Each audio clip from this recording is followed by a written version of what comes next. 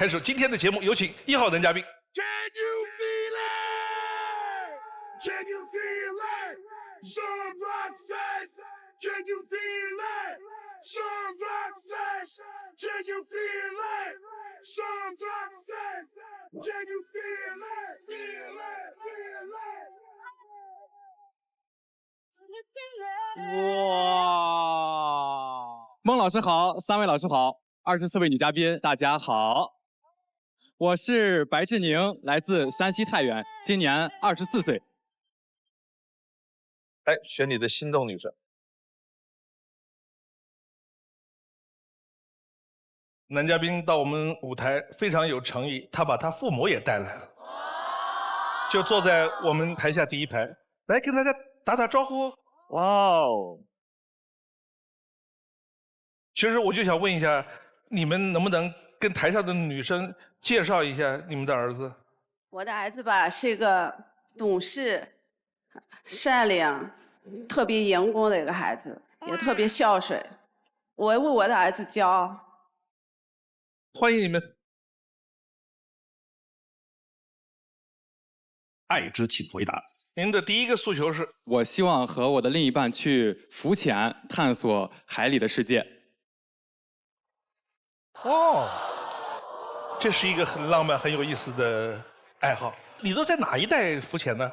我在三亚的西岛。哦，这是我在海里边经常会碰见的小动物。第一个是小丑鱼，大家在那个电影里边看到过，它叫尼莫。哦，就是它。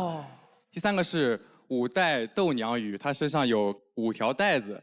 还有就是各种珊瑚，鹿角珊瑚、红鳝珊瑚、蜂巢珊瑚。哦，大家在海里的时候，如果碰到珊瑚的话，尽量离它们远一点。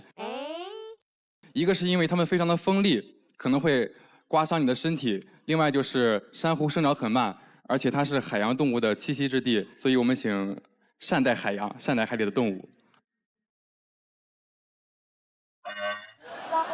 不是，我是觉得此处应该有掌声。谢谢老师。李慧慧，我想问一下男嘉宾，你有没有想要去的、没有探索过的一些地方，关于浮潜的？其实我想去马来西亚。仙本那，那个地方在马来西亚的东边。仙本那现在开通了到中国大陆的有好多航班，你可以直接飞到仙本那。好，我赶紧记下来，回去再搜索一下。孟老师常去。我一次都没去过，我好打听这些事儿，还没来得及去。哎 OK。您的第2个诉求？我不希望我们在生活中会彼此经常扫兴。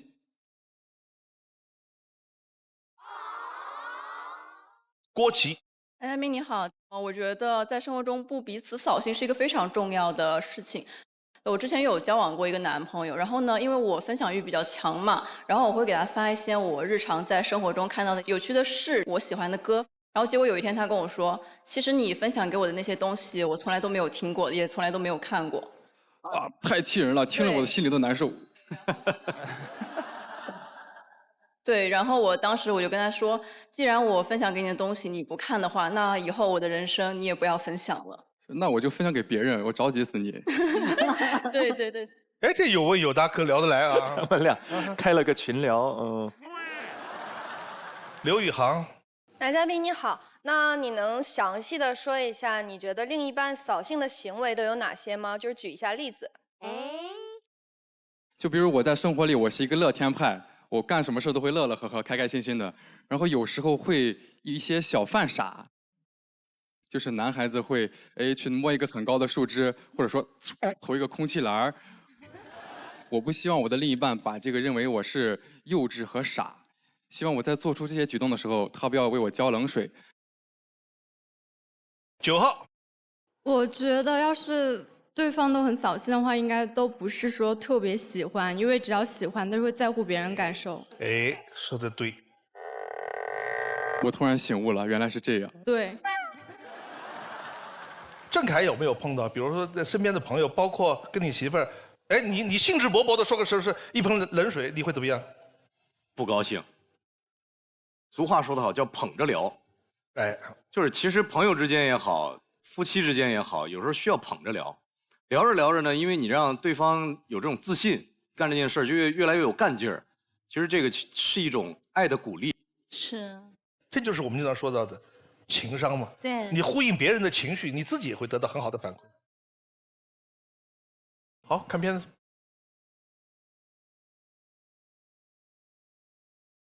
想和我一起打篮球吗？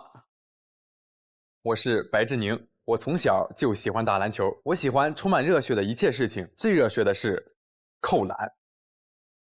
骑机车也是我的爱好之一，耳旁呼啸的风，感觉自己就在燃烧。然而学了铁道车辆专业后，我才明白什么是真正的热血。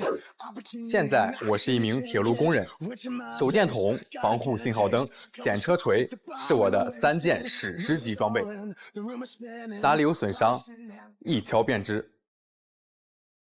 管路是否漏气，车轮是否损伤，车厢是否连接，我的工作可是细致活，比如2个车钩，这样连接在一起。如果我没有把它连接好，就会出现车头跑了，但是乘客还留在原地这种情况。而且车上的每一个管子、每一个线路都有它的作用。如果我没有把它检查好，或者说是修理好，就会影响我们旅客出行的安全。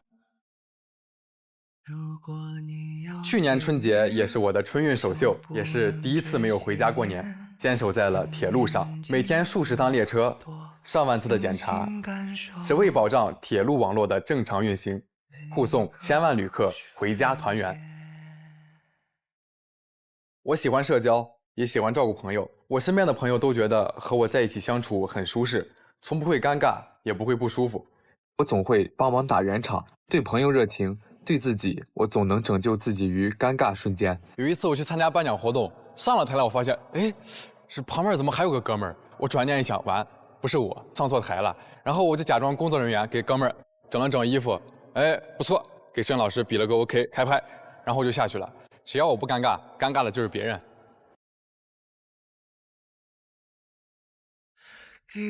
时光很慢，远方很近，我想坐在列车的车窗边，倾听着车轮和轨道碰撞的声音，而令我心动的他，就在我的身边。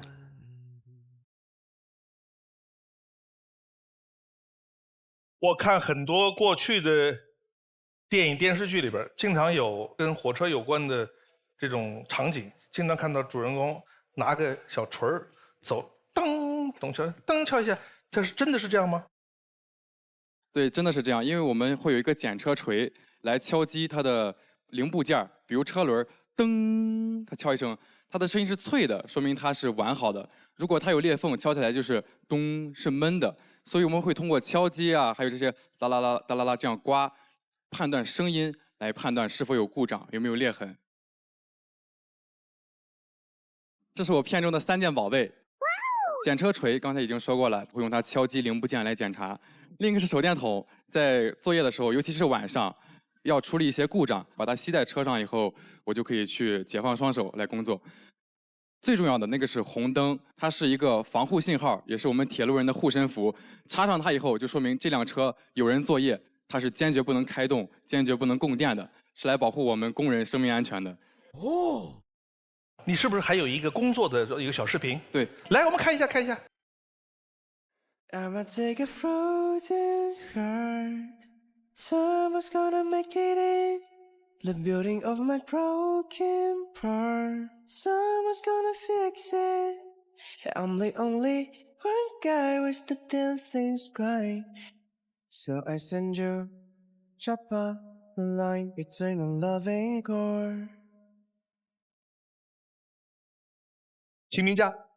男嘉宾你好，我好像在你身上看到了我前男友。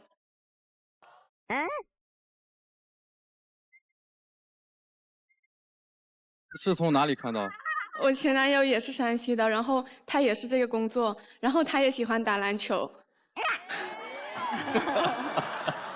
我想问一下，你有没有可能和他牵手，然后去他们单位看一下，也许能看到前男友？我想象这个画面好刺激。然后我就想问一下，你不是倒班制的吗？对。我和他在一起的时候，他也是那种倒班制的。我是7点钟起床，然后他就早上7点钟睡觉，然后他睡到下午5点钟，然后我下午5点钟正好下班，然后他吃完东西之后正好准备上班。就是怎么样平衡我们之间的那种。我现在换了。哦，你不上夜班了？现在已经不上夜班了，成为就是双休，节假日这样休。郭琦。艾米你好，就是刚刚看到你 VCR 里面有说，你经常会遇到那种社交尴尬场合，然后又很能巧妙的化解嘛。我也想跟你分享一个我之前的一个社交尴尬场合。好。有一次我坐地铁的时候，我当时站在那个靠门和那个座位的那一侧，然后我前面是2个小情侣，他俩面对面手拉着手，然后呢，我当时一手拿着手提包，一手开始玩手机。结果我们那天那个地铁，他在没有到站的时候突然来了个急刹，然后我唰的一下就被挤到那个男生怀里面去了，跟那个女生面面相觑。我当时就第一反应就是赶紧跟他们说对不起，然后我也不知道怎么办，然后那2人下一站就下车了，我也不知道他俩是到站了还是不想看见我。如果我是你的话，我会对那个男生说一句：“好看吗？”我要调侃他一下，因为既然你和他能抱在一起，这就说明是缘分。缘分这个词，我认为它特别奇妙，它是结合了一种必然和一种偶然。缘分来了，你就珍惜。我们来看大屏幕给我们出了一个题板，我们来测试一下。跑步时你的手机没有熄屏，因为屏幕误触在工作群里发了几十个情侣表情包。发现后，郑恺，你有在想这个吗？立刻退群。回答速度快到仿佛经历过一样。邓晨丹。男嘉宾你好，就是一般遇到这种情况的话，我会先在群里道个歉，不好意思啊，刚才健身的时候手机碰到了，然后会说那明天我就给大家带早餐，然后第2天呢，我就会买上热乎乎的包子和油条。然后如果遇到这种情况的话，我想问一下，男生会怎么解决呢？其实我遇到这种情况，我会转移矛盾，我就会说呀。这是谁发的？这摄影师拍的怎么这么丑？随机我会附上一张美照来说，你看看还是我拍的好，把矛盾转移到摄影师的问题，并不是我宝宝的问题。好，看下一条片子。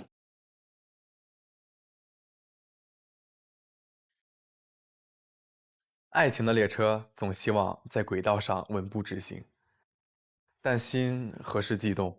却预测不了轨迹。大学初见的第一眼便是心动，我想未来有3年的时间相处，所以我选择把感情藏起来，不轻易表露。阳光开朗的他，也是我积极进取的精神动力。想着提升自己，他总会看到我的闪光点。嘴上从不表露爱意，身体却忍不住准备了许多小惊喜。我会悄悄省下生活费去给他买礼物。给你准备了生日礼物，谢谢。口红啊，但是这个颜色适合皮肤黑的人，给你。好好的惊喜变成了惊吓。当时第一次送口红，送了个芭比粉，从那以后我就知道送礼物一定得用心挑。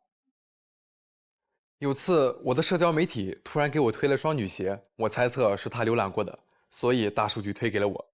于是在一次上课的路上。你是觉得自己空气投篮很帅吗？你信不信我44码的鞋能把你踹飞啊？信不信我39码的鞋也能把你踹飞？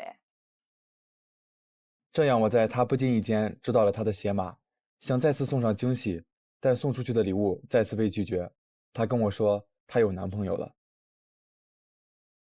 虽然他当时已经心有所属了，但是我也想大方表示我自己的感情，没什么好后悔的，敢爱敢恨嘛。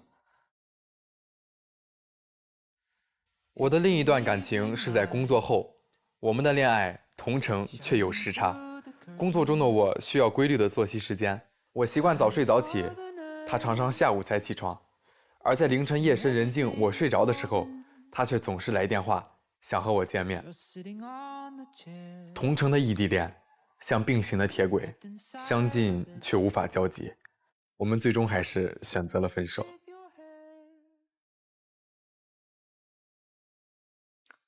未来的另一半，我希望你成熟知性，作息规律，还懂我奇怪的小举动。感情的路途不是轨道，而是旷野。我想和你一起牵着手，奔赴山海和浪漫。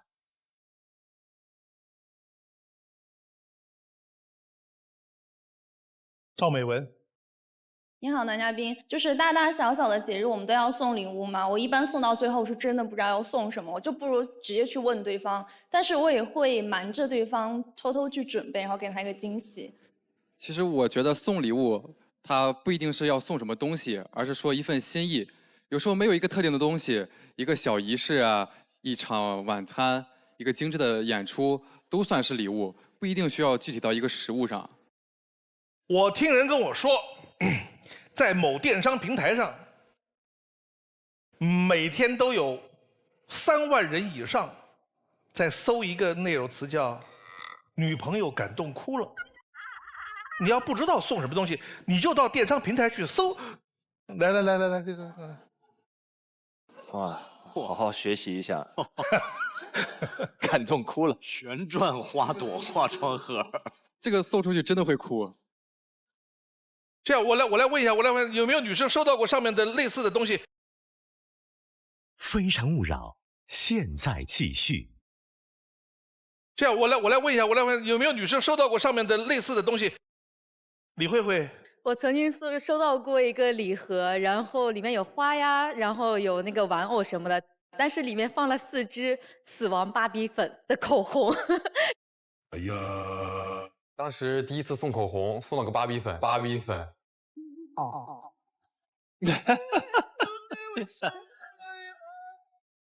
9号，我之前过生日收到过前男友送的500块钱的彩票，中了没有呢？你刮了多少？我没刮，他刮了300多。这像是他给自己的一个礼物，他就是想刮了，我感觉。是的。郑恺，我想问一下，从你谈恋爱到最后结婚的这些年当中，你和你媳妇儿之间有没有互相送过你有印象的、比较可以分享给大家的礼物？我们俩都是比较偏就是实打实过日子型的。刚恋爱就这样吗？对，就这样，都是比较实在的啊。比如说有一天我会看见，比如说我老婆她说：“哎呀，胳膊有点疼。”我说：“哎，赶快，我们俩去买按摩椅。”啊，买按摩椅，然后回来天天我都上面按。哇哦！你们这个不叫送礼物，你们这就是给家里边添置设备，添置点家具。但是我永远就是手机里会有个 APP 是我比较常用的，就是一个订鲜花的 APP， 因为我喜欢家里边有一些鲜花，可能受小时候我妈也会这样的影响，经常会买一些百合呀、玫瑰啊、康乃馨啊什么放在家里，就显得家里很有生气，也很有香味儿。我觉得这个也是给家人最好的一个礼物。确实。我们接下来做一个小小的挑战，看大屏，这是我们台上女嘉宾的社交账号吗？来，我们看看，你根据这个页面猜一下，她会喜欢哪种类型的礼物啊？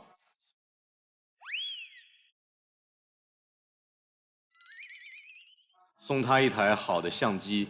哦，既可以拍照、拍风景，又可以拍宠物，还可以拍植物，还可以自拍。那这个社交账号是谁的呢？郑恺老师真的是送到我的心坎上了。哇！这个来，你们几个开一下。哇，喜欢化妆打扮，爱吃好吃的。有点美妆博主的意思是吧？我觉得还得是相机。相机是硬通货。这个是谁的？刘宇航的。像郑恺老师刚刚说相机就很好啊。已经有2个妹子喜欢相机了。喜欢旅游，爱好生活中的美食。我不知道有没有一种东西叫这个胶卷，胶片相机。我觉得它比较适合，比如说一种叫飞行套票。哎，给你准备一个全世界各地的，就是风景美景的地方的一个飞行套票。这是谁的？好，李慧慧。你想要旅行套票还是一款胶片相机？我当然要套票，因为我内心的答案本来就是机票，我很喜欢收到来回的机票，我太爱旅行了。哦，厉害呀！哦，哎，我觉得就是男生送礼物送的最好的就叫助兴，就他喜欢什么，你祝他高兴，对吗？最后一个问题，1号。男嘉宾您好，在您的 VCR 里面说，您想找一个知性成熟的女生，那这个知性成熟体现在哪些方面呢？就是我有时候会比较有一些反同的表现，就是像空气投篮呀这些的。我希望他能理解我的这些奇怪小举动，不要给我泼冷水，就是这就算一种是知性和关怀。好，谢谢。现在留灯的是4号、6号、8号。上去灭掉一盏灯回来。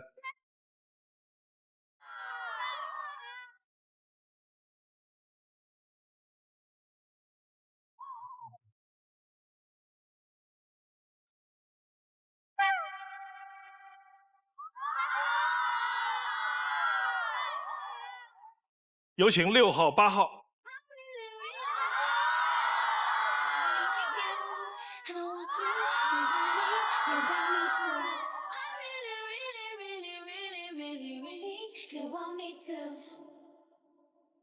男嘉宾的心动女生来看大屏。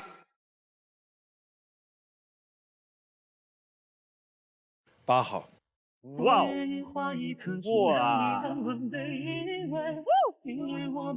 对上了，缘和分呐，偶然遇上必然。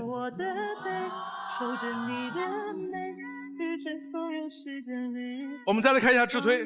白志宁的智推女生是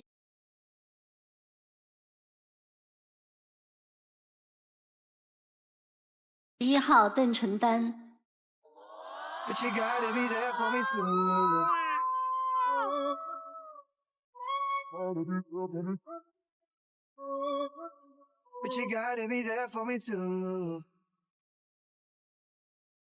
男生阳光有活力，独立自信，热情温暖，感情中炙热浪漫看感觉。女生勇敢洒脱，做事情灵活有度，有不服输的倔强。两人个性互补，女生会被男生的细致、体贴、浪漫、柔情所打动，而女生洒脱随性的个性也会让男生感觉到轻松自在。看一下女嘉宾的资料，李慧慧，我的个性，我的生活，喜欢这样的你，选一个。我选2。Hello， 大家好，我是一个向往自由、永远都在路上的河南女孩。走，跟我来，带你去看看我的世界。我呢，曾在广州蹦过极，贵州潜过水，海南跳过伞。旅行对我的意义非凡，曾是我黑暗时光里的救赎，这是我除了家人之外生活的意义和动力。希望未来的他可以跟我一样喜欢旅行，热爱生活。邓承丹，欢迎收看我的生活，我的恋爱观，期待着你。欢迎收看我的生活。美好的一天从我的金鸡独立开始，哈哈，我可是超级养生的。今天的太阳还不错呢。吃个饭，准备去上课啦。我这个动作还挺标准的吧？在生活里呢，我是一个向往自由浪漫的女孩，喜欢发疯，喜欢社交，喜欢热闹的地方，和朋友待在一块儿，让我感觉到很放松。希望未来的你同样自由热烈，真诚善良。蓝成立，周末做点啥？我的性格，我的感情观。我平时在周末的时候会去做一些 DIY 手工。在制作香薰蜡烛时，我会选择一个喜欢的香薰杯，用好蜡芯固定在香薰杯准备好的肉桂和干花配时滴入喜欢的精油，蜡液凝固到80%左右的时候，放入肉桂和喜欢的干花。做好的蜡烛是不是变得又独特又美丽啦？我很享受做手工的过程，希望未来你可以和我一起制作 DIY 手工。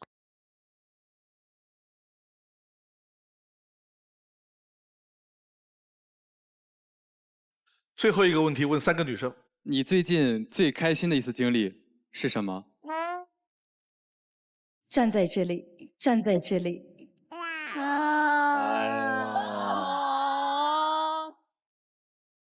好甜啊！不光是甜，而且这个反应速度和这个答案的高级程度刮目相看。厉害了。邓晨丹。我最近最开心的一件事，过年的时候回家，然后尝到我爸爸妈妈、爷爷奶奶做的饭，我就觉得很开心、很满足。我最近最开心的一件事情就是完成了一幅画。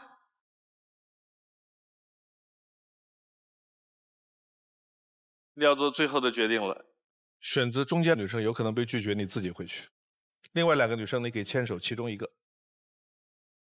你的决定是？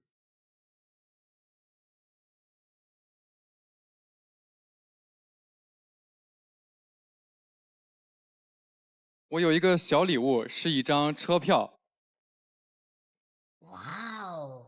出发点非诚勿扰站，终点灿烂的未来，时间2024 3月。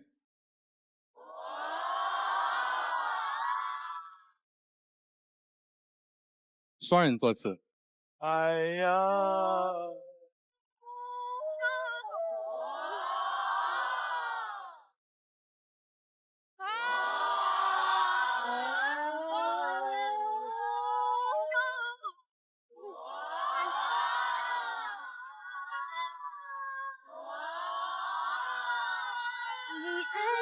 可思议，就是期盼你轻忽用甜言蜜语，其实我爱的是你，是好甜啊！好，有请下一位男嘉宾。Can you feel it? Sean Rock says, can you feel it? Sean Rock says, can you feel it? Sean Rock says, can you feel it? Feel it, feel it. 孟老师好，3位老师好，24位女嘉宾，大家晚上好，我叫冯家伟，今年29岁，来自于四川成都。来，选你的心动女生。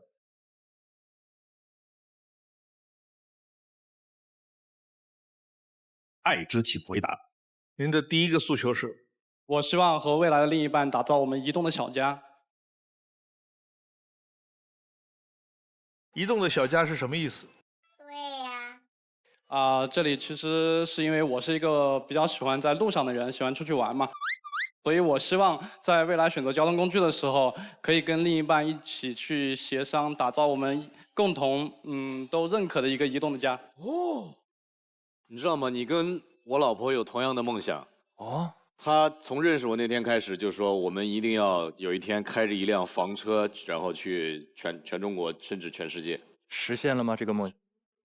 至今还没有，但是在努力的路上。哎呦，14号，男嘉宾你好，我想请问一下，就是你觉得这个移动的家会是一种旅居的行为吗？不是，其实我是比较热爱于出去玩，但是不一定说长期的在外面。5号。男嘉宾你好，我想请问一下，为了打造这个移动的家，那你希望布置它的一个整体的风格是什么样的？或者是说，你觉得打造这个移动的家里面必不可少的3样东西是什么？第一个是女王座驾，第二可能是旅途中的一些常用设备，然后第3个可能就是住宿要用的东西。女王座驾是什么意思？女王座驾就是专属于另一半的副驾驶。好，你的第2个诉求。我不希望我的另一半跟我之间太过于客气。王梦瑶。男嘉宾你好，就是我会觉得适当的谢谢是我在表达我看到了你对我的付出的一种认可，就是不是说我们2个很客气啊这种感谢，因为毕竟很多时候这种付出是相互的。如果是你对我的付出没有回应的话，我会觉得是不是会有点失望？对，其实你刚才提到是一个反馈问题，其实我是很需要对方给到我一个正反馈的。这个正反馈的意思是能够给到我一个未来怎么做的一个点。比如说我以前可能会经常接女朋友下班，然后有一次她就会告诉我，她说你每次都来接我下班，我同事就觉得很羡慕。那我接受到这个反馈之后，其实我会更有动力。我每次去接他的时候，都一路上喜笑颜开的这种感觉。对。好，来看片子。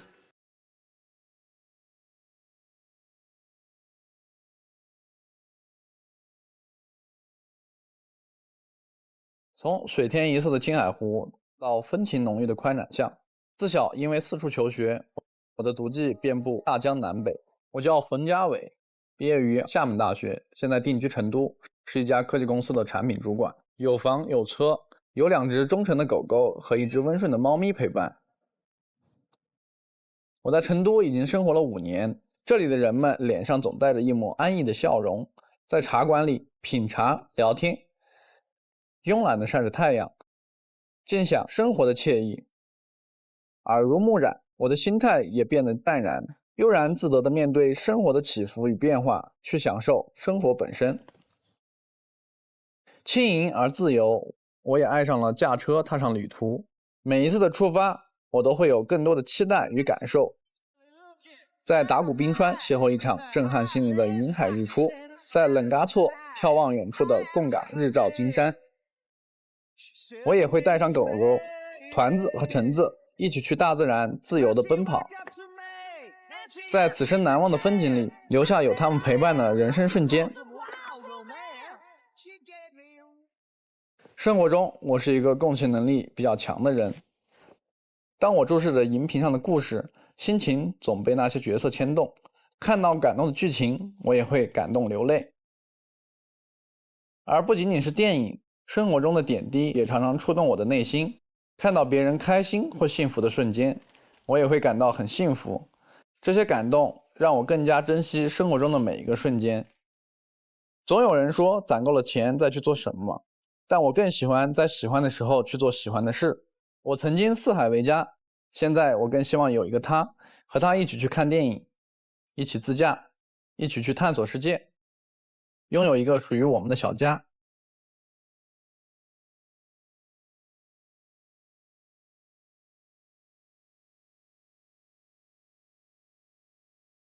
13号。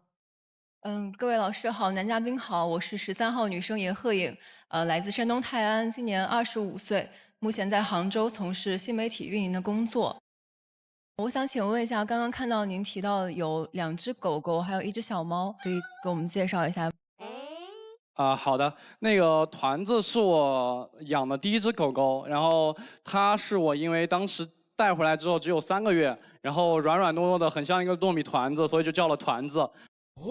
在我养团子2个月之后呢，遇到了现在这只橙子阿拉斯加，它的原主人因为感情问题没有办法继续去养这只阿拉斯加了。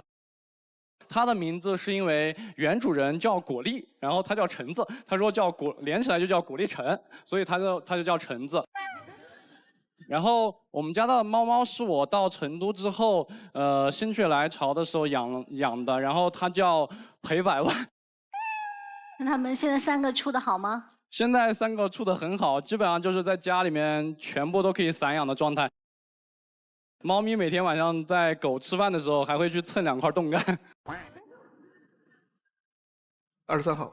男嘉宾你好，我和你有一个比较相似的经历。我以前也养过萨摩耶和阿拉斯加，然后从高3开始，我养了1只秋田犬，然后也是大狗嘛。然后它有一个特别技能，就是我高中的时候每次周末去上课，它会陪我去学校，因为离得不是特别远，陪我去学校，然后自己回家，就特别有意思。你喜欢成都这个城市的这种氛围吗？喜欢。我在成都这边留下的原因，其实就是适应这边的松弛感。当时选择成都的原因呢，因为结合自己的情况，我觉得在整个人生中，生活是主业，工作是副业，所以我当时精心挑选之后，还是选择了成都这个城市。5号。男嘉宾你好，就是刚刚你提到四川人的松弛感，因为我也有一些体会。之前我去成都旅行过，然后让我非常惊讶的是，那边的那种大街小巷有很多的人在一边嗑瓜子一边喝茶，然后这个是让我感觉到很有松弛感。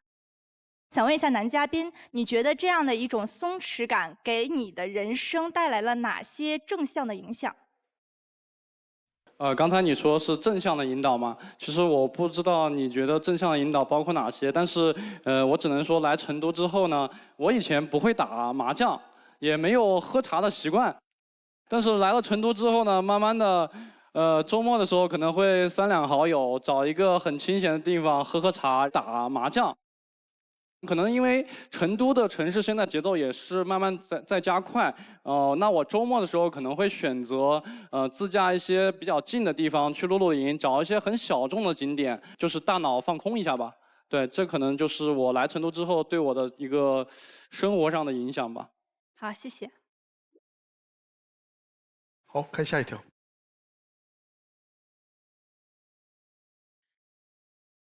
记忆中，那是一个朋友聚会。一个看似平凡的日子，却成了我与他相识的开始。朋友的撮合，让我们走到了一起。他教会了我很多恋爱之道。我以前总觉得男孩子不需要太多的仪式感，礼物也不是那么重要，但是他却总给我很多生活中的小惊喜，让我感受到他的用心。我也渐渐明白，爱是久处不厌。彼此之间正反馈是非常重要的。但后来因为我们异地见不到面，各自工作又忙，我们的沟通渐渐变少，争吵也变多了。在一次争吵中，我们2个人话赶话，2人一气之下说了分手。或许是因为彼此都执着，虽然互相给过台阶，但都不愿先低头。等我反应过来再联系他的时候，他已经有了新的对象。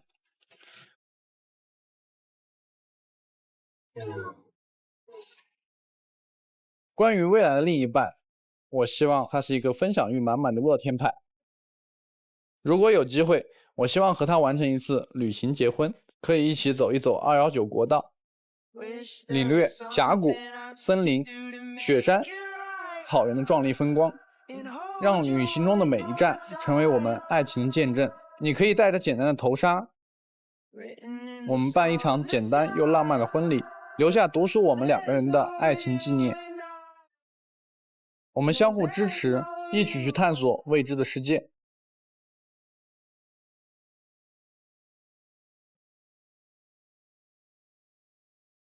5号。男嘉宾你好，刚刚那个 VCR 里面有提到你喜欢旅行结婚这种方式，然后这种方式也是我个人非常喜欢的。然后我对于这种结婚方式还有自己的一种小小的想法，就是我希望我未来的婚礼是不办酒席，不收份子钱。哦，就是对这2点你有什么样的看法吗？其实我非常尊重对女方的想法，就是刚才有提到旅行结婚嘛，其实大家现在可能更多关注的是目的地式的旅行，但我可能向往的旅行不一定是目的地式的，因为我很喜欢玩嘛，我很喜欢出去旅游自驾，然后有可能我们可以提前沟通，比如说我在旅行当中可能会有100次的求婚。或者是有其他的一些仪式感，可能到已经有99次之后，那下一次可能就是一个意外的 surprise。因为我不止一次听到我朋友他们跟我说，千万不要拍婚纱照，他说这个东西回去都是吃灰的。哦。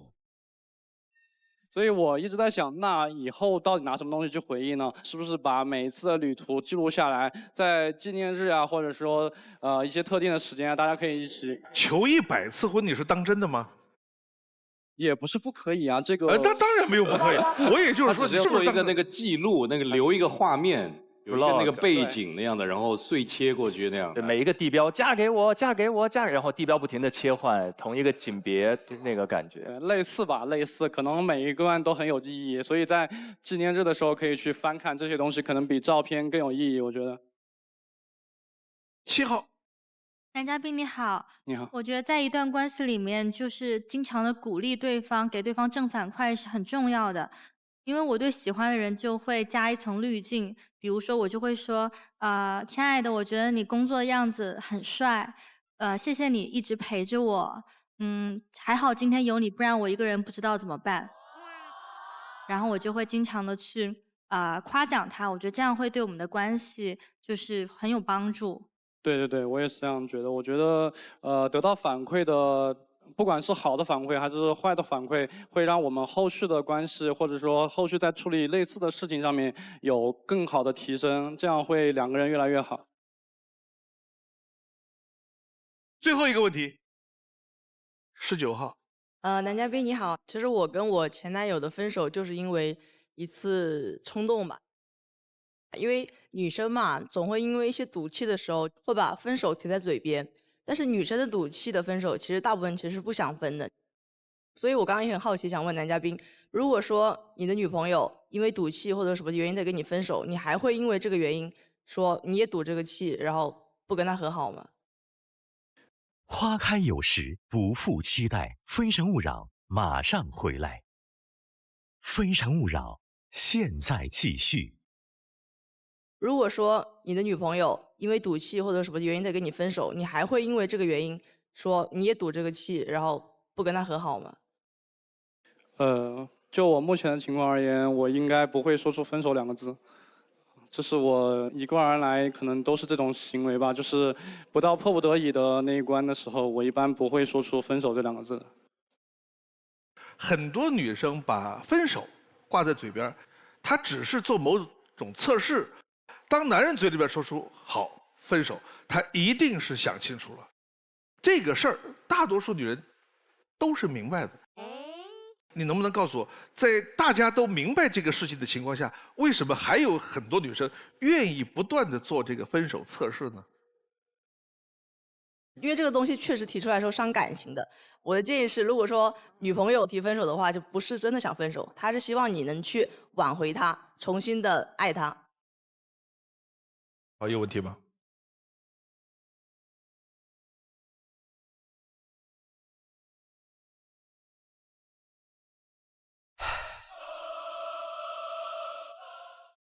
陈明，他身上有川渝非常特有的一种松弛感，它是一种松而不淌，持而不懈，他没有懈怠下来，对任何东西都不感兴趣，他不是，他是松弛，然后把自己的关注聚焦在那些给生活带来美好、带来他认为所独属意义感的那些角度，而且他充满那种生命激情、生活的热情，我觉得好好的把握这一点。哥们儿，我是觉得咱俩是能成哥们儿的那种，因为我从你身上我感觉到能发掘出很多好玩的事儿和好玩的东西。未来，对，因为我看哥们儿就是这种，就是咱俩以后能不能一起玩，能不能一起运动啊，能不能一起大家一起出去吃喝玩乐？那我相信，可能喜欢你的异性也会发现这一点，就是发现你身上的美，然后跟着你的美，继续两个人一起去拓展更多的可能性。他成为你哥们儿是因为他也喜欢到处玩，是吗？因为他喜欢看前任系列的。没有没有，开玩笑的。再见。可惜不是你陪我到最后，曾一起走，却走失那路口。感谢有请下一位男嘉宾。Can you feel it? Can you feel it? Sean Rock says, can you feel it? Sean Rock says, can you feel it? Sean Rock says, can you feel it? Feel it, feel it. 孟老师好，3位老师好，各位24位女嘉宾好我叫瞿莹，然后来自湖北黄石。哦，你是陈明的亲戚，他也是那个地方的。对，陈明老师的老乡。对对对，我在黄石出生。来选你的心动女生。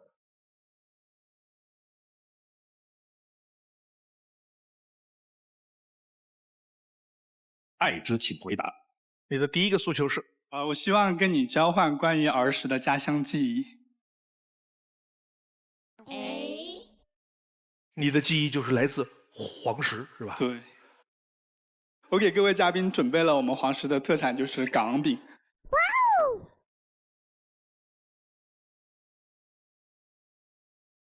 哇！哎，你这个造型好漂亮啊！对对对。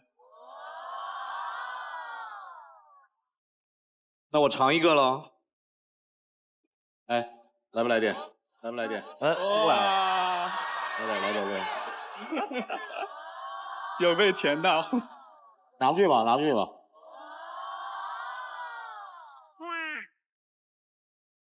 给女嘉宾分一下。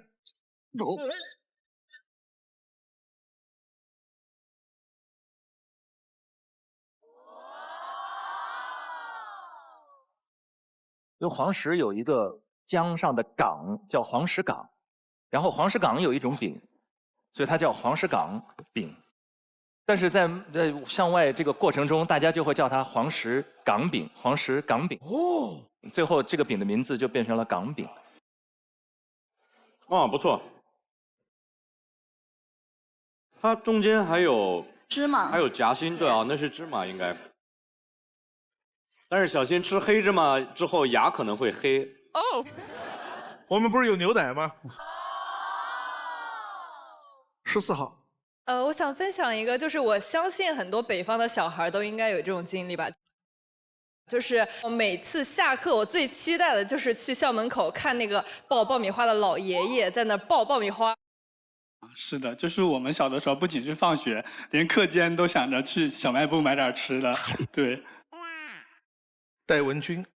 男嘉宾你好，我相信你一定是有一些非常深刻并且美好的家乡记忆，那可以跟大家先分享一下吗？是的。我小的时候呢，我家有一个大院子，院子里边有一个很大的那个橘子树，就夏天我们有的时候会在那儿乘凉，如果一阵风吹过的话，你就会能闻到那个橘子花开的那种味道。对，这个味道我觉得到这么多年了，我还是记得。陈明有没有对黄石的一些回忆？非常多，因为我从小在黄石出生，然后一直到初中毕业都待在这座城市。现在我回忆起来，那真的是最无忧无虑的一段岁月。是的。就这一个城市跟你的青春、跟你的童年，它的那种滤镜的色彩是绑定到一起的。我每次回去会去我的小学门口，然后看放学。我也是。总会觉得当年那个自己又从里面跑出来了。有个小陈明出来了，对，很像。我有一次半夜回到我的小学的门口，我真的觉得学校变小了。对，其实是我长高了。然后那条路以前你说不出来不一样的感觉。我不光回学校，我有一次还跟我老婆一起回我小时候住的那个家的那栋楼。我家住4楼，我们俩还走楼梯上去，一层一层走上去，走到那一户门口。那个铁门还装在那里，但是我没有敲门进去，因为我知道里面有别的住户，物是人非。对，然后我又下来又看到那个小区，哇，泪流满面。是。我是个70后，我小的时候在重庆住的那个房子，就是画面下方的那个下面的2张照片，这房子至少有60年。哇！我就在那个地方长大的，我就在这个门口搬这个小板凳在那做作业，他现在还在。所以一个城市发展的再快啊，留给我们最温暖回忆的，其实不是变，而是不变。变带给我们朝向未来，而不变留给我们是对我们身后过去的温暖记忆。来，你的第2个诉求。我不希望我们对于时间的理解不一致。是这样的，就是你比如说我们在生活中，我们会说一些关于时间的词儿，比如说马上，比如说等5分钟。但有可能，比如说你跟女生约会的时候，她说马上，有可能20分钟。10号。男嘉宾你好。你好。因为我是一个拖延症很严重的人，像我的话，我说我出门了，我在车上了，其实我还在化妆。如果说你能有一个提前量跟我讲啊，你因为什么事儿可能会晚到一些，我觉得这个我会稍微会能够接受一些。来看片子。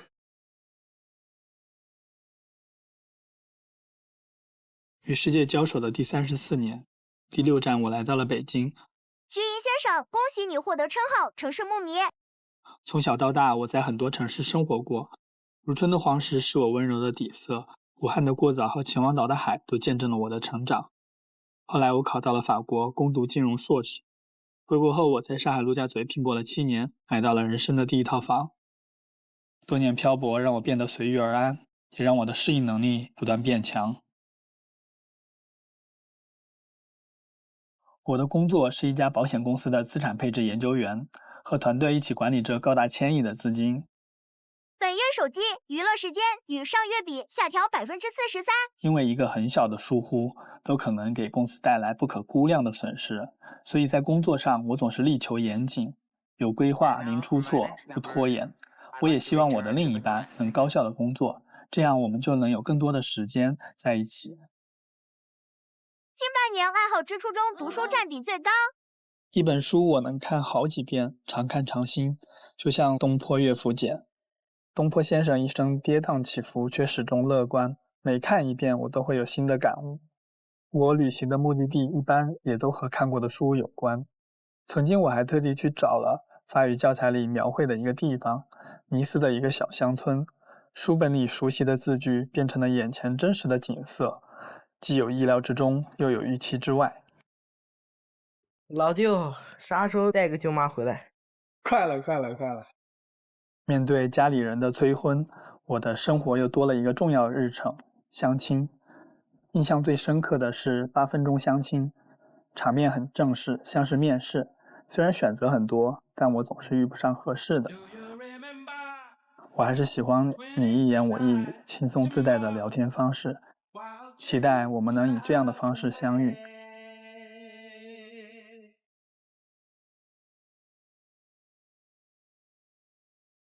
为什么说你是城市牧民？是这样，因为我在很多的城市生活过，比如说我在这个大学是在秦皇岛念的，然后大学毕业之后我就在北京工作了1年，然后去了这个法国的尼斯，然后在尼斯生活1年之后又去了上海，在上海待了7年，然后去年我才去的北京。7号。男嘉宾你好，我也在不同的城市生活过，然后我觉得在不同的城市生活确实会带给我们不一样的生命的体验。对。那我也想问一下男嘉宾，就是北京有没有什么好玩的好吃的可以分享一下？我印象特别深的其实是陶然亭公园的秋天。从你踏入这个公园那一刻起，你就能看到地上或者有的时候这个空中飘落下来几片这个银杏的叶子，就像蝴蝶飞舞一样，真的非常漂亮。然后呢，你再往里面走的话，你可以看到很多这个老年人用清水写那个字，这可能也是对于文化的一种传承，所以我觉得这也是北京最吸引我的地方。我们看一看大屏幕上有男嘉宾些照片。就我在巴黎的15区找到了一个很大的，就巴黎最大的一个古旧书店。像那个乔治·奥威尔在《伦敦、巴黎落魄记》里边，他就提到了他自己在那边淘书的这种经历，所以我自己也模仿他去找那些很小的这种书店。当时在那边淘到了一本兰波的一个诗集，然后买到了一个杜拉斯的一个小说，我还买到了老舍的《北京人》。有没有书单可以给我们分享一下？这个还真准备了，对。这里边有这个《东坡乐府简》，然后这个有《苏东坡传》，有《3言2拍》，有这个《月亮与六便士》，有这个三毛的《万水千山走遍》，有那个人类群星闪耀时，跨度很大。对，何璐。男嘉宾你好，我发现我们的书单很重合。是吗？对。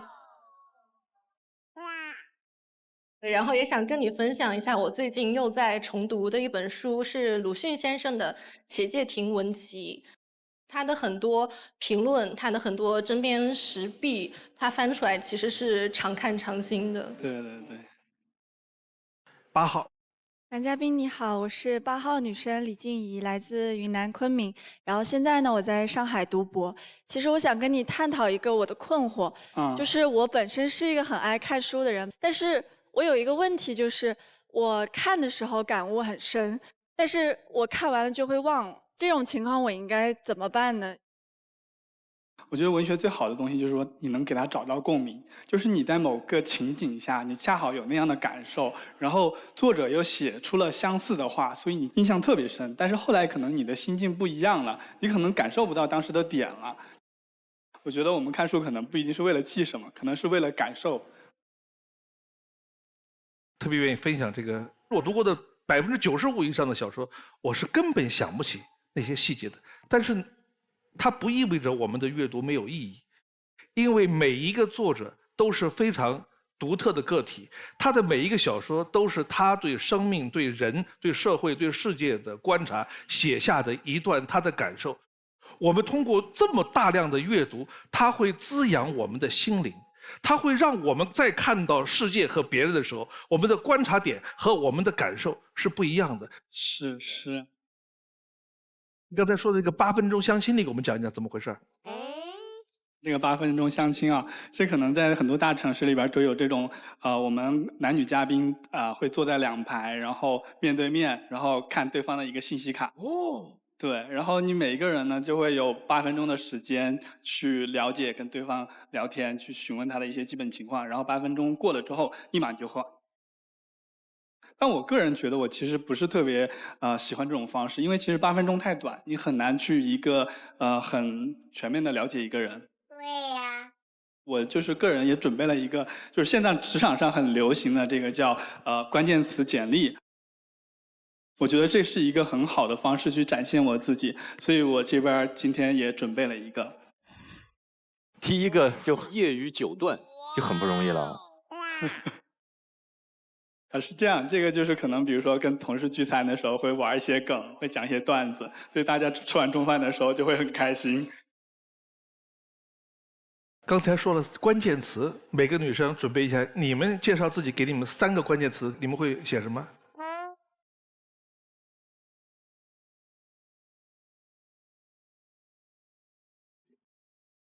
？13号，我的关键词是双标、感性，还有工作狂。我是一个有一点点洁癖的人，就是我会在家里进到客厅、进到卧室、进到卫生间3个地方会有3双拖鞋，但是我家的小猫就可以自由地穿梭在每个地方。猫也没办法换拖鞋呀。对。王梦瑶。我是随心、反差和被动。被动是不管是交朋友还是在感情上，我不太是会处于主动的，可能是需要对方对我付出一些，然后我感受到你的好意之后，我才会对你敢于有所付出。我听到有这么说吧，现在年轻人特别拒绝那种标签化。啊，是。那标签化和这种关键词它的关系是？当我们面对一个陌生人的时候，其实我们很难定义他，我们可能会从他的一些关键词去先入为主，或者说尝试着去理解他。但是这个标签能多大程度去定义你或者去描述你呢？我觉得不是特别的准确，但是它在我们建立联系的初期，它能帮助我们去刻画一个人或者一个事物。郑恺，有没有人给你贴什么标签？其实在我看来，关键词和标签只不过是从不同的角度去形容一个人，一个是从自己的角度形容自己，一个是从别人的角度去形容自己。其实对于演员来说，我并不觉得贴标签是一件绝对的坏事儿。其实演员需要标签，谁规定人只可以有一个标签了呢？谁规定一个类型的演员只可以有一个标签呢？我可以有更多的标签贴在我的身上，这样让我的角色更加的丰富。对。让我能够演绎的角色也更加的丰富。对，比如说您这次在《繁花》演的这个魏总，我就看出来您有一些不同的点，就是其实这个角色非常难演，我觉得。这会聊天这会聊。哎，在你所有的标签里，有没有一个是你最喜欢的？最喜欢的可能还是帅哥，喜欢这个最准确的标签是吗？好，看下一条片子。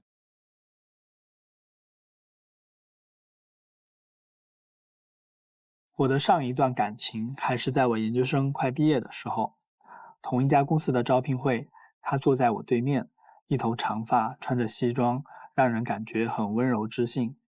我特意在电梯口等他，制造了一次电梯偶遇。1周后，我们第一次约饭，2个人口味相似，聊天也很愉快。他和我一样来自湖北，也打算留在上海，更让我感觉这是一种缘分。我觉得恋爱就是两个人在一起吃好多好多顿饭，我们也就这样慢慢走到了一起。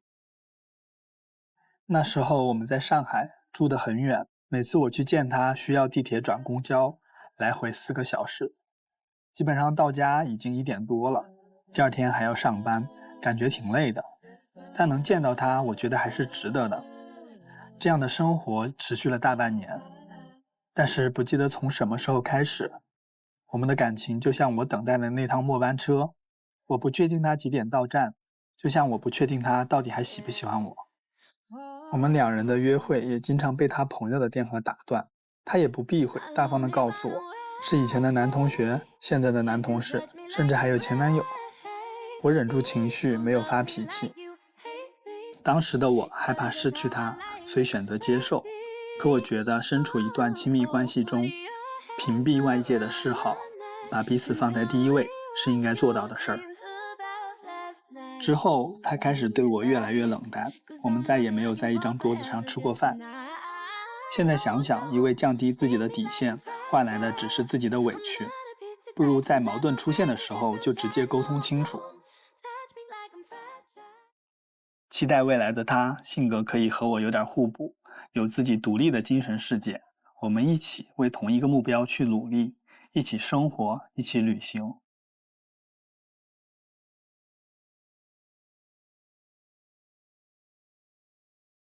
23号，我想问男嘉宾，性格互补是指哪方面互补呢？比如说我可能个性中做决策的时候可能会稍微有点拖延，那我就希望比如说女生的话，她在某些方面比较有主见。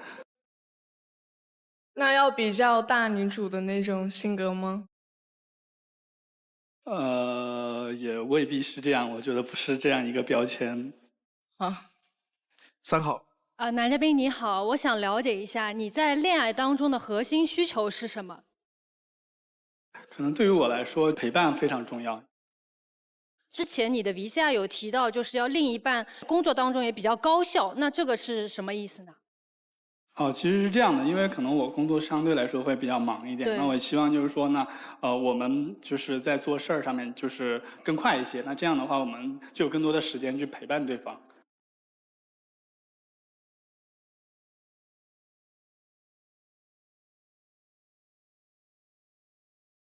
在约会的时候，对方不停地回手机信息、打电话，你会做什么样的反应？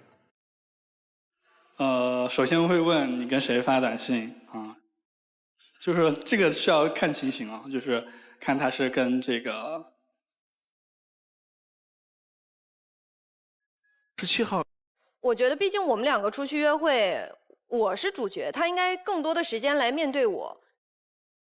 就我们的感受是一样的，就是你跟我约会，你老是回递信息，老是接电话，我感觉不舒服，我感觉被无视了，你会怎么做？我觉得首先就是要了解他所处的情况再就是说，如果比如说他是这个工作电话，那我觉得你就处理你的事儿就好了。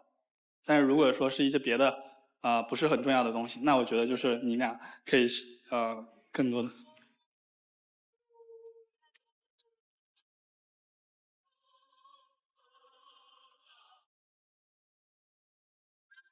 非诚勿扰，现在继续。郑恺，刚才这个问题，你代入一下。首先我觉得这个问题很坏，大家一直在问你会怎么做，你会怎么做？我脑子里只有一个答案，我很难做。当然，你有好几种方式，你可以主动的去表达，对不对？不要压抑在自己的心里。当然，如果你真的不高兴，你一样也可以拍案而起，然后起身离去，这也是你的一种。或者说，你选择等待。我以不变应万变，我等待在原地，等别人真的是忙完了自己的事情，我们再去好好的沟通。我们为什么会这样？其实很重要的一点就是，当你不高兴的时候，你能不能向对方表达你的不高兴？这就是一个人把自己当成主体的时候，他对自己的感受负责。当你有不舒服的时候，不用忍耐，你可以告诉对方我有点不舒服，然后我们一起把这个问题解决。然后你不停的忍耐，不停的忍耐，直到最后你确定他不喜欢你，你就转身走了。其实你没有足够的尊重自己，也没有足够的尊重对方。谢谢黄老师。其实我还挺喜欢他的，就是他从一开始出场出来的时候，好像一个文文弱弱的一个书生，但是慢慢随着了解他的过程中，我觉得他很有魅力，他很有学识，他也很有对于自己生活的一些见解和看法。可能你在别人的眼中是一个稍微柔软一点的男生，你如果遇到刚才那样的问题，可能那个人并不适合你。OK， 你可以等一等，你可以等一个真正适合你这样男生的另一半出现。感谢老师的这个点评和建议，谢谢。好。可惜不是你陪我到最后，曾一起走却。好，有请下一位男嘉宾。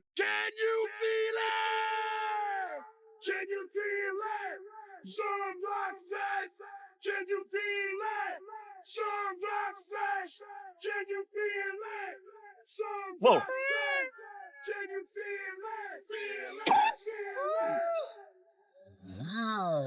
孟老师好，3位老师好，24位女嘉宾好，在场的各位观众大家好，我叫赵万里，今年30岁，来自哈尔滨。哈尔滨。来，选你的心动女神。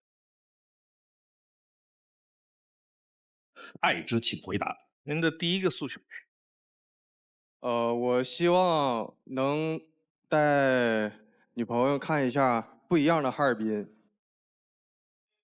哈尔滨。不一样的哈尔滨是什么样的哈尔滨？因为去年哈尔滨不是火了嘛，出现了好多就是我作为东北人啊，生活20多年都没见过的东西。最近新出的冻梨雕花，哦，漂亮。还有那种皮冻，像皮冻我们经常吃的都是那种成片儿的，然后现在也做成小熊子一样的，小熊一样的。对。还有哈尔滨比较火的一个蹦迪公交车。哇，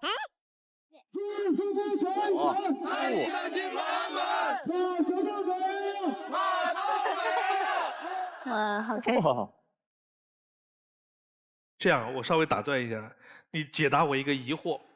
我有很多东北朋友，所有东北人当中，他们说东北味儿最淡的、最接近普通话的是哈尔滨。为什么你好像不是这样的？你是标准的哈尔滨口音吗？不是，串儿。再说自己串儿。我这口音是串儿，是那个哈尔滨跟大连。你看看，哦，我就觉着哪儿不对。哈尔滨不是他没有这么重的味儿。场上还有哪些女生是东北的？5号。男嘉宾你好，你觉着你有没有口音吗？我觉着你口音挺重啊。对呀。我觉我没有。我想我没有。男嘉宾，我祖籍是辽宁省的，然后我在大连读了5年的本科，哈尔滨读了3年的研究生，所以哈尔滨的美食美景我基本上都有去过。那你想带我再去吃什么样你百吃不厌的美食，看哪一个你百看不厌的风景呢？在哈尔滨我经常去的，比较爱去那种苍蝇馆子。我也是，苍蝇馆子是最好吃的，又便宜又好吃。对。第二个。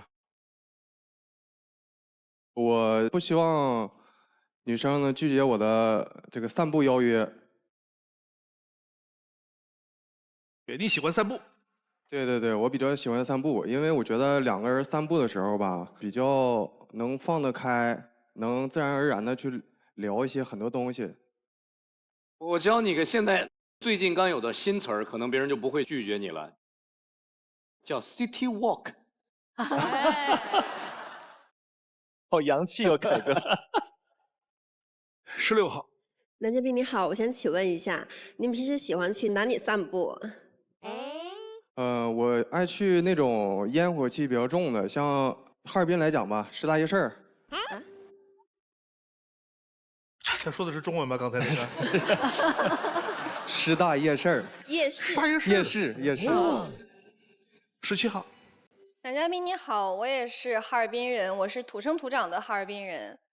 我想问一下，冬天的话，你也会和另一半出去散步吗？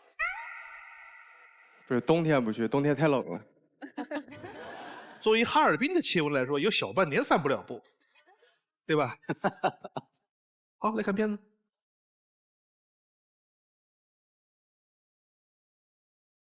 海洋是男孩的试炼地，以勇气为指南针，跨越万里波涛。我是赵万里，大学毕业北漂1年后上船，成为一名海员。咦，海员阴冷又潮湿，信息又闭塞，又没信号。不，真实的海员生活还是很有意思的。见过缅甸海的狂风暴雨，也见过泰国湾的第一缕阳光。仰光港、曼谷港、胡志明港，我几乎走遍了东南亚所有的港口，体验了当地的美食和风土人情。我也爱上了充满挑战和奇遇的航海生活。但鹏程万里，终要归家，因为家里老人的身体不好。21年我选择回国，现在在一家国企负责汽车变速箱的工作。别人在锁大肠，我在马六甲做玉米干粮，因为船上厨师做的菜实在是不爱吃，所以逼得我练就了一手好厨艺。锅包肉、芥末虾球，东北家常菜，我信手拈来。好菜还需好料，买菜我也有自己的技巧。咱选土豆啊，要选这种光面的，它吃着脆，信我的绝对没错。虽然我懂很多的生活技巧，却很少去记录。从18年开始，我就不怎么发朋友圈，因为我觉得吧，好的事儿呢，发不发都无所谓，不好的事儿发了也不解决问题。以前的我以海为家，现在家就是我的海。我的身边还缺一颗掌上明珠，来点亮我生命的每一个角落。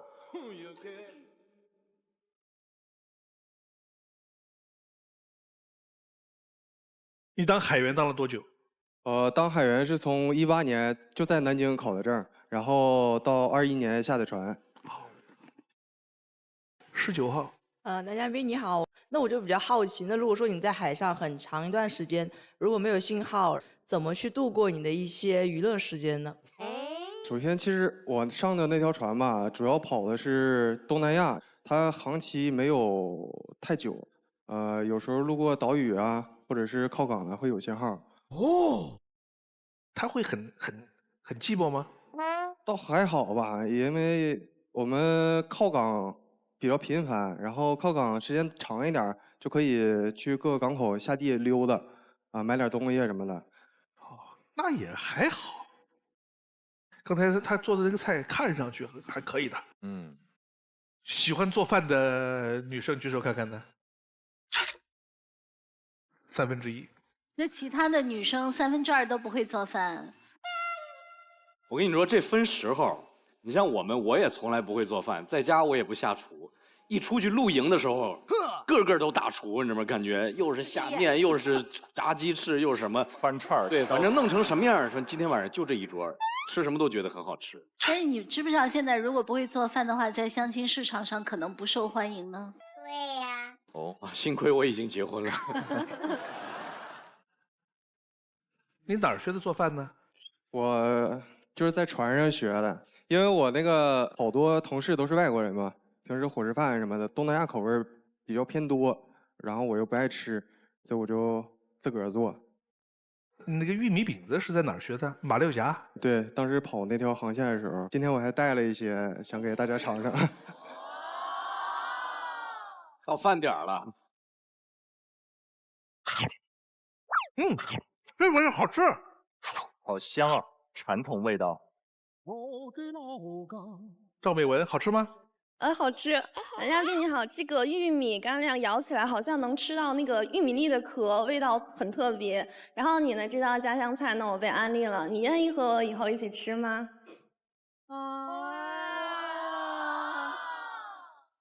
刚才那个他有一个买菜的那个场景，有一个我们做个小测试，主要来测试一下，我们来问问郑恺。这2种姜，哪种姜适合做咸菜？我猜是左边的。对，这很难猜吗？一看左边它就比较新鲜，就比较多汁。好像右边的是我们平时做饭用的那种酱，就是烧红烧肉、烧鱼用的。对对对。你平时做饭吗？不瞒你说，我确实不太会做饭。是哈。哎，下一个，青椒。这3种青椒，哪个青椒是最辣的？哎呦，最辣的。最右边的，对，就是中间。左边那个应该不辣。我烧烤经常点。中间那个也还行啊，可以做菜的时候放点儿。右边那个给自己都辣卷了，你看这一定是右边那个。答案是最右边啊。对。虽然不会做饭，但是我感觉还挺准。我还以为是中间的那个。我也有点一度怀疑那个看着挺厉害，但你看右边那个辣的都自己都抽巴了，都往内卷了是吧？嗯。看下一条。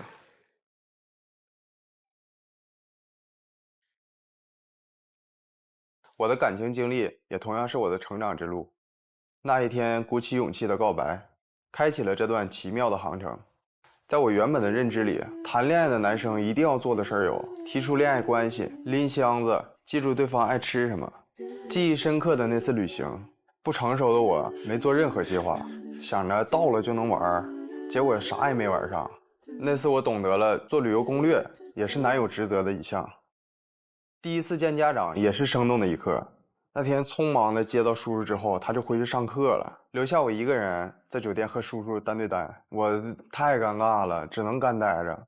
第二次和他一起去车站接阿姨，当时脑子一抽，就光顾着接女朋友的行李了，忘了阿姨手里也有东西。直到坐上车我才想起来，真是一瞬间满脑子汗。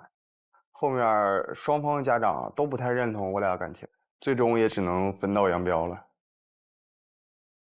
分手之后，我删掉了他所有的联系方式和照片，但还是伤心了很久。后面我决定振作起来，改变我自己的环境，选择考证上船，正式成为一名海员。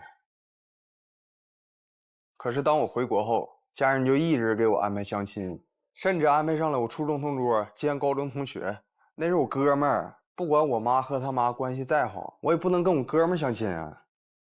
这次参加节目，希望能遇见一个话多一点、活泼甜美的女孩，早日结束我的单身之旅。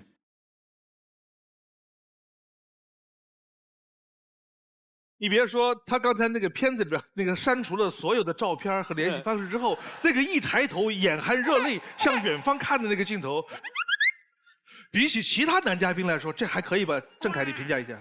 不错，不错。拍了几遍啊？1遍，当时迷眼睛了。迷眼睛了。哦。刚才有一个话题，那片子里边很有意思，恋爱当中，什么事儿是必须男生做的？赵美文。你好，男嘉宾。我认为恋爱中男生应该做的就是去拎那个重物。如果我们2个一起出去购物的话，拎东西。对对对。哎。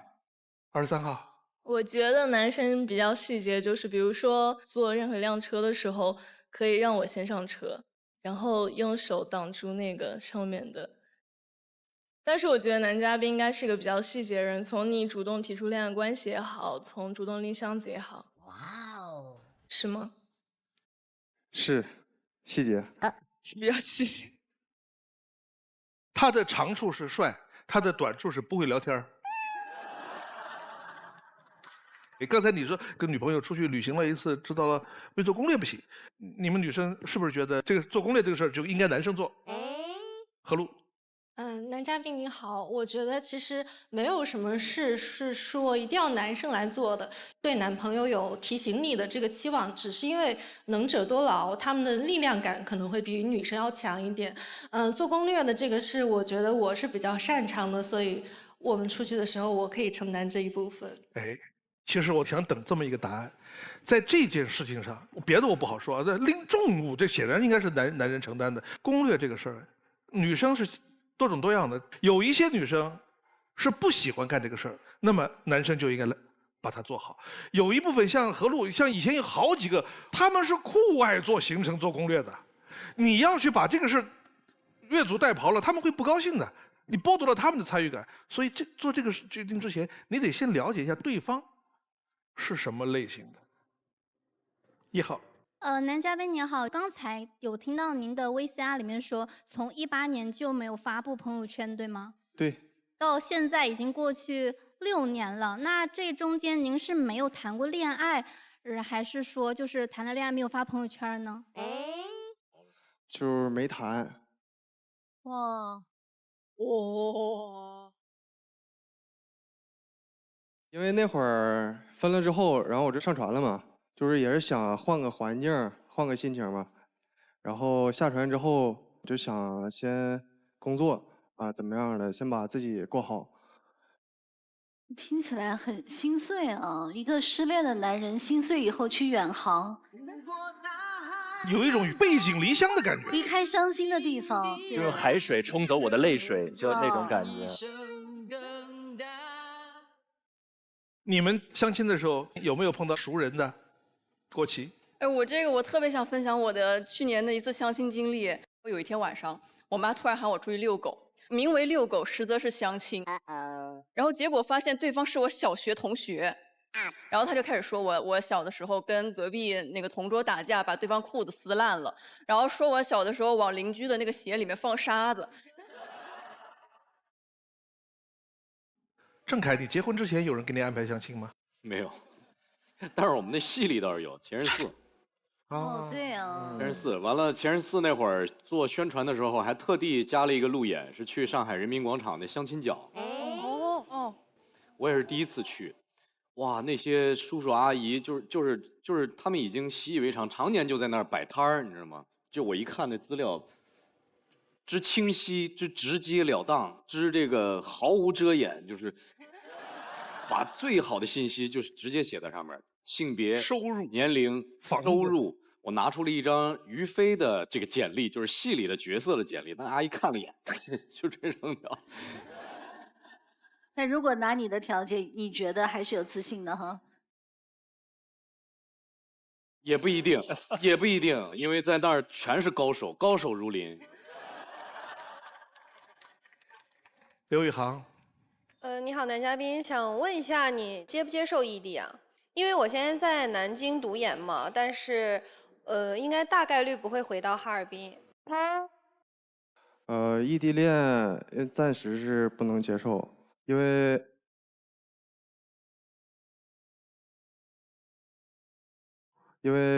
我这个工作嘛，在哈尔滨已经稳定了，所以就不太能接受了。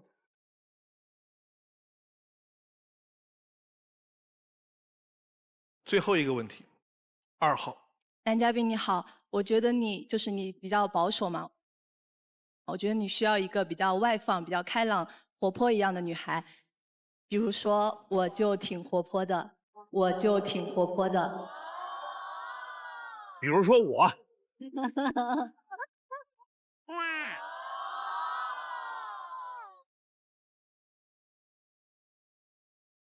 现在留灯的是2号、17号、23号，上去灭掉，一盏灯回来。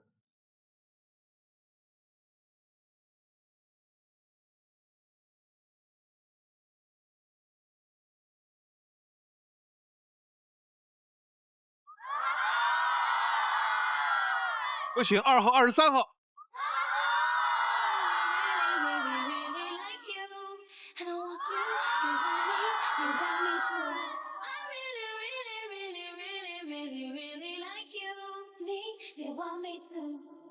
男嘉宾的心动女生，我们来看大屏。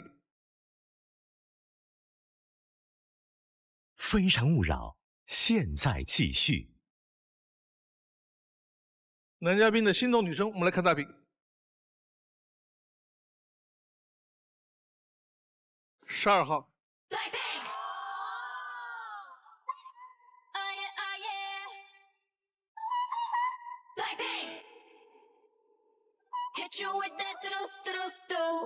来看一下，主推是赵万里的智推女生是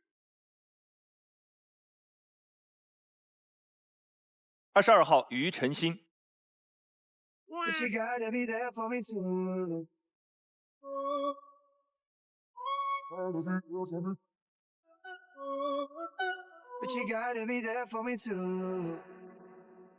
男生性格内敛安静，自信从容，感情中务实洒脱，踏实稳定，充分尊重对方的想法。女生性格活泼开朗，有主见，感情中温暖有趣，真诚坦荡。两个人性格比较互补，女生在交往中既可以主动交往，也会积极的回应男生，很容易让男生觉得轻松愉悦。男生沉静内敛、自信洒脱的个性，也会让女生觉得踏实可靠。供两位参考。梅亦如，我的爱好计划性，我的梦想，选一个。我的爱好，喜欢运动，尤其是球类运动，也喜欢跳舞。5岁起开始学跳舞，擅长爵士、拉丁跳舞的时候最自信。舞蹈中的自己在闪闪发光，解压又自由。王梦瑶，我的小精灵，小心愿，自信的我。自信的我。Hello， 这是化妆后的我，它的确可以让我更漂亮、更自信。在重要场合需要拍照时，我会化上漂亮的妆。可日常生活中的我不喜欢化妆哦，我可以素面朝天的逛街，跟朋友出去玩。不化妆的我会多一些轻松和自在，接受自己的不完美。每个人都是因独特而漂亮，每个女孩都应该在任何时候大胆自信的微笑。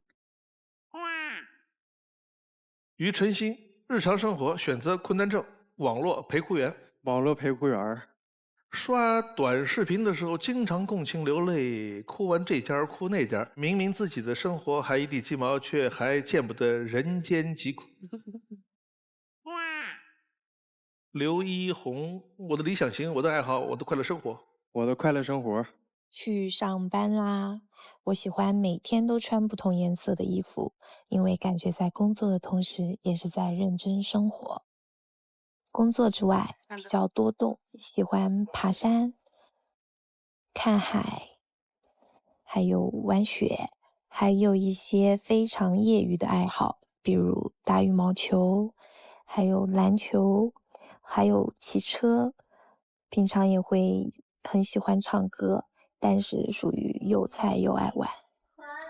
平时不出门的时候会帮朋友照顾猫猫，空余的时间也喜欢做一些不同地方的菜，也算是一种云旅游了吧。这水准相当厉害哇！最后一个问题问4个女生：如果过些天是我们2个人纪念日，你会选择怎么过，或者是有什么想法吗？23号。可以去到你所在的城市，因为我没有去过，然后去逛你爱的地方。我觉得2个人在家，然后做一顿饭，然后买一个小蛋糕，有鲜花，属于2个人的时间就挺好的。谢谢。我也是这样觉得。我觉得只要咱们2个人在一起，然后不管干什么都会挺开心的。我可能会选一个双方都比较喜欢的一个地方，比如说一些户外的一些比较有纪念意义的地方，然后一起去创造比较美好的一个回忆。接下来是我们节目有奖竞猜的环节。来，郑恺，这个我们猜不对很正常啊。你觉得他有可能怎么选？我觉得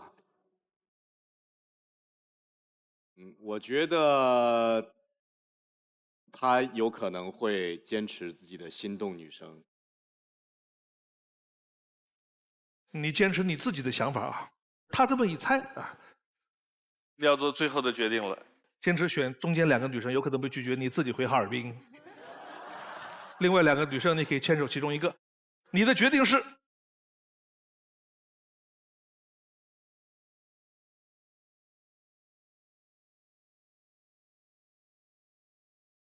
我走过去。哎，走过去。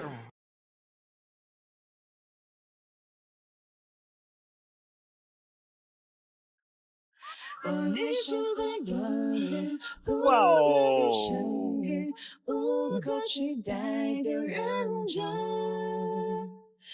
我是来开的人最简单的眼神，也勾住了心里的吻。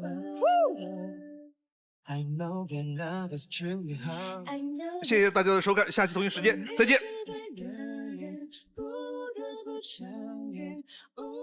往前一步是幸福，退后一步是孤独。在原地不动是为了看得更明白，爱情不能不清不楚，往前一步是幸福，退后一步是孤独。在纷纷扰扰之间，我明亮了双目，超能与我相爱的人一起到老。